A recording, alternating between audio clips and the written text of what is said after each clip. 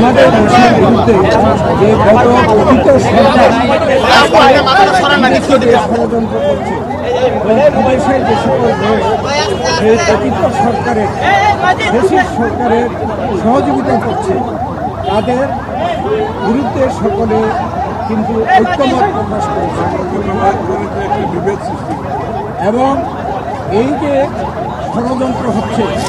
এটা বাংলাদেশের জনগণের মধ্যে বিভেদ সৃষ্টি করার জন্য অপচেষ্টা হচ্ছে। অতএব আমরা সরকারের সাথে ঐক্যমত প্রকাশ করেছি যে আমরা সকলে জনগণ এমনিভাবে জুলাই আগস্টে ছাত্র জনতা গণ অভ্যুত্থানের মাধ্যমে এই দেশের সরকারকে বিদায় করা হয়েছে, তাদের এবং তাদেরকে যারা সহযোগিতা করছে তাদের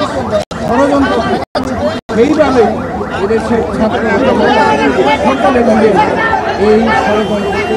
আমরা সকলে মোকাবেলা করছি। মাননীয় প্রধান উপদেষ্টা বলেছেন জাতীয় ঐক্য সৃষ্টি করার জন্য তিনি যথাযথ পদক্ষেপ গ্রহণ করবেন। আজকে রাজনৈতিক দলগুলি যারা আমরা উপস্থিত ছিলাম তারা সকলেই জাতীয় একটি ঐক্য প্রতিষ্ঠার জন্য আমরা একমত। আমরা নির্বাচন সম্পর্কে বলেছি যে এই সরকার ওয়াদাবদ্ধ এই জনগণের অধিকারকে ফিরিয়ে দেওয়া, তাই আমরা বলেছি যে অতি দ্রুত করে নির্বাচনের জন্য একটি রোডম্যাপ দেওয়া, যাতে করে জনগণ একটি রোডম্যাপ পেলে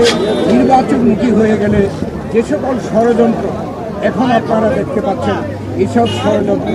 আর কেউ করতে সাহস